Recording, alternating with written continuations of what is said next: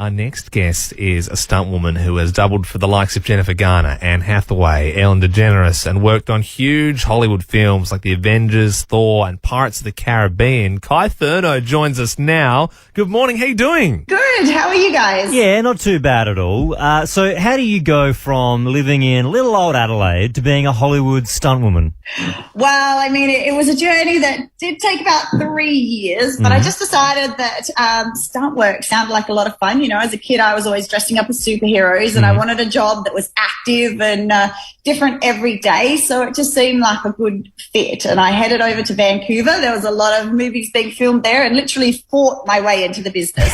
That's crazy. That. So it's not like, you know, there's like a stunt school. It's like you pretty much go to a set and say, yeah, you can light me on fire, throw me off a building or whatever. I'm happy to do all of that stuff.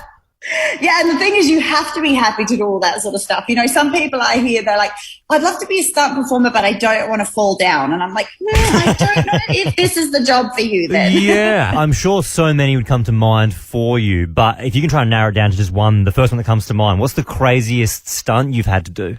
Well, I mean, the craziest one was on X-Men 3 when you've got that big final fight sequence and Magneto's throwing cars up into the air and Pyro's lighting them on fire and they're landing in a courtyard and it looks like CGI people are running down in the courtyard, but that's us.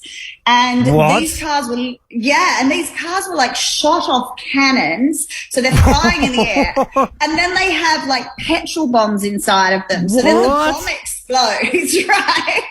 And then the car can go in any direction and you're just standing in this little courtyard and they're throwing like 3 cars up in the air at a time and you're basically playing like dodgems with these on fire cars. That's baffling. I mean, we have to do like risk assessments for just like if we broadcast from Harvey Norman. Like, I don't know how they managed to sign off throwing petrol bombed cars off a catapult at a human being. Yeah, such a fascinating individual and so many amazing stories to tell. Now, along with your incredible 16 years of stunt work, you've also put yourself into life-threatening situations for things like Naked and Afraid. I love that TV show. What's the most dangerous situation you've been in that environment? I mean, just being outside facing the elements with nothing in places like the Amazon and Louisiana swamps. I mean, as soon as you step off the boats in those locations, you're in pretty extreme environments. But my extraction on Louisiana, so you do the 21 days in the swamp and you can sort of figure out the animals around you then, but they wanted us to swim through a massive alligator-infested swamp to get to a helicopter that had just landed on the water. So, like, you could see the alligators before the helicopter came, and the helicopter comes and they all sink underwater. So now you're like, I have to get like with these reptiles that have been around for millions of years and are basically killing machines, and you have to try and get to the helicopter.